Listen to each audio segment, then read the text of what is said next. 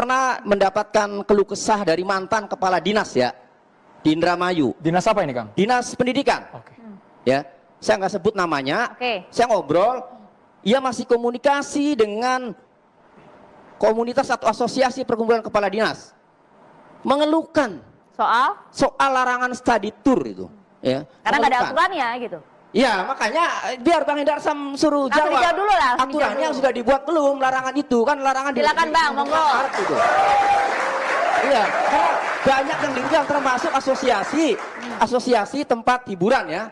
Itu kan sempat protes tuh. Dan sebagai seorang pemimpin, pengusaha asosiasi tempat hiburan juga itu warganya. Jangan sampai dijadikan seperti ini musuh ya, karena kan kita lihat cara Kang Deddy Mulyadi ini, mohon maaf ya Pak Hendarsam, emosional ya dalam eksekusi kebijakan itu kan emosional itu. Jadi saya menyimpulkan begini, jangan sampai ya orang-orang yang dinilai melanggar aturan itu dianggap sebagai musuh ya, sehingga perlakuannya itu ya mohon maaf agak kurang santun lah ya, agak ya dijawab dulu boleh. Pagi ini saya membaca berita yang sangat menarik ya, bahwa tingkat hunian hotel menurun, kemudian PHRI meminta agar studi tour dicabut larangannya dengan tujuan agar hotel-hotel terisi.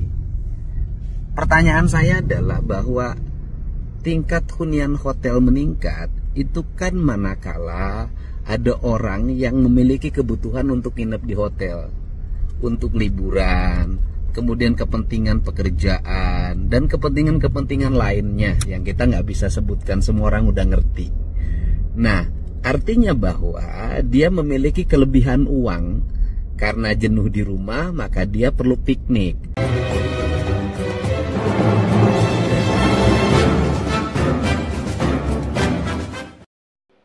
Assalamualaikum warahmatullahi wabarakatuh. Selamat pagi, Sampurasun. Nah, teman-teman semuanya, sedang ramai dibahas di media sosial pernyataan mantan pengacara Peggy Setiawan Tony RM, di mana sepertinya Kang Tony ini sangat benci atau tidak menyukai kebijakan Kang Deddy Mulyadi terkait beberapa hal, pembongkaran hibis di Puncak, studi tour, dan lain sebagainya. Bahkan Tony RM ini sampai menyatakan kalau Kang Deddy Mulyadi itu hanya pencitraan. Sepertinya sangat benci sekali ya pengacara Peggy Setiawan ini kepada Kang Deddy Mulyadi. Oke, bagaimana ceritanya? Kita simak videonya. Tadi saya katakan, kalau tindakan itu, gebrakan itu tidak diikuti dengan eksekusi suatu aturan, entah perda, entah pergub, maka itu yang dinamakan pencitraan. Contoh, kalau menurut larangan Anda study tour atau enggak, Kang? Dijawab dulu. Ya, larangan study tour. Sebentar Bang, saya lagi ngomong ya. Larangan study tour, apakah sudah dibuat pergubnya atau peraturan terkaitnya? Kajiannya harus dilakukan. Itu apalagi dengan perda ya, itu harus ada naskah akademik. Jadi ketika melarang ya lewat media sosial ya, itu study tour dilarang. Nah, sekarang larangannya itu sudah dituangkan belum dalam suatu peraturan. Jadi gini, saya setiap berpendapat peraturan dulu. Jangan sampai melarang dulu, kemudian undang-undangnya baru dibuat, atau lebih parah tidak dibuat.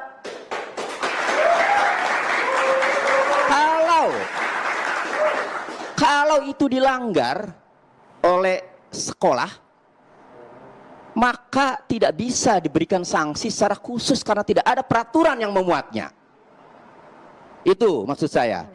Jadi kembali ke tema, kalau gebrakan itu tidak diikuti dengan pembuatan suatu aturan, diterbitkan suatu aturan, ya, itu yang namanya pencitraan. Ya silakan dilihat sendiri aturannya sudah dibuat belum tentang larangan study tour.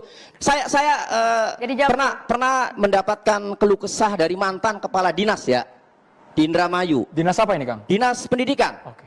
Ya, saya nggak sebut namanya. Oke. Saya ngobrol, ia masih komunikasi dengan komunitas atau asosiasi perkumpulan kepala dinas, mengeluhkan soal larangan study tour itu. Ya, karena nggak ada mengeluhkan. aturannya gitu. Ya, makanya biar Bang Hendarsam suruh Langsung jawab. dijawab dulu lah, langsung Aturannya dijawab dulu. sudah dibuat belum larangan itu? Kan larangan Silakan, Bang, monggo. Gitu. Iya, karena banyak yang diundang termasuk asosiasi tempat hiburan ya. Oke. Itu kan sempat protes tuh. Dan sebagai seorang pemimpin, pengusaha asosiasi tempat hiburan juga itu warganya.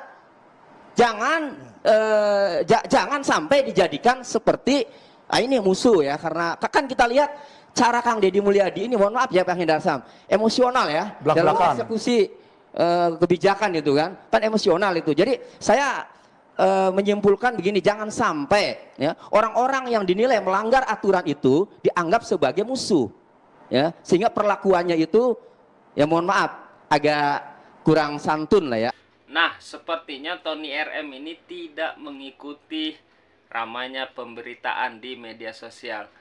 Saya kasih tahu, saya bantuin Kang Deddy Mulyadi untuk menjawab bahwa kebijakan study tour itu sudah ada sejak zaman Pak BI PJ Gubernur sebelum Kang Deddy Mulyadi.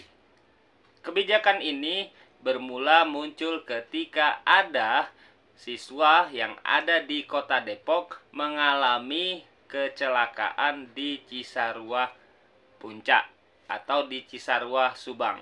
Nah, bagaimana selengkapnya keterangan Kang Deddy Mulyadi, kita simak biar Kang Tony paham ya.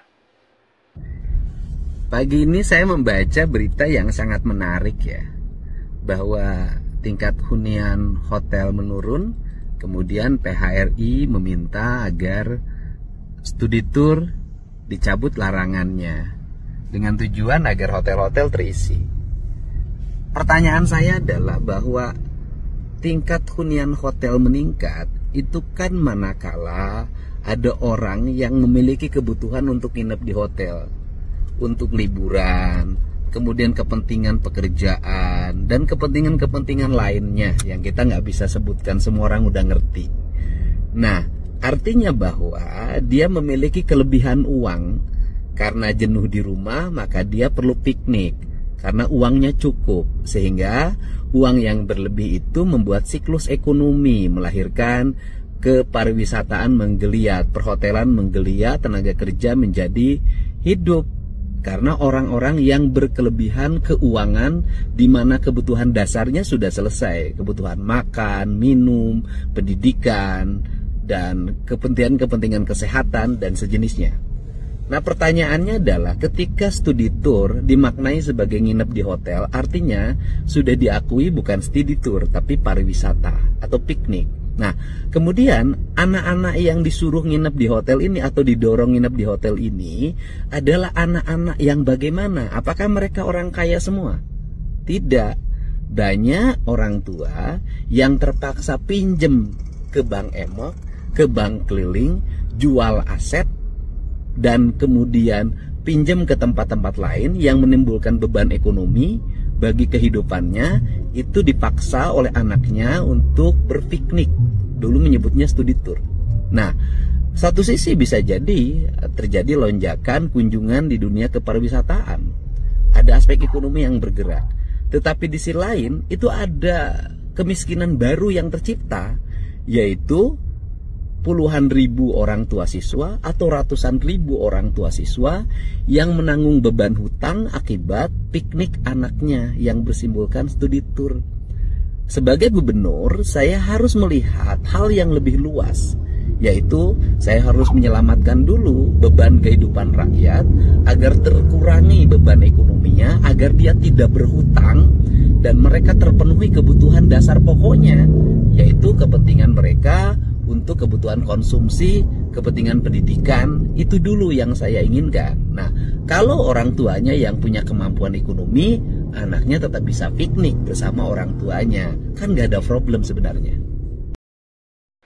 Oke, semoga pernyataan ini membuat publik paham, netizen paham, Kang Tony RM juga paham bahwa kebijakan yang diambil oleh Kang Deddy Mulyadi itu berdasarkan peraturan dan tidak hanya sekedar omon-omon belaka. Hatur nuhun udah menyaksikan, kita kawal terus kebijakan gubernur kesayangan kita agar Jawa Barat istimewa. Assalamualaikum, sampurasun, bye-bye.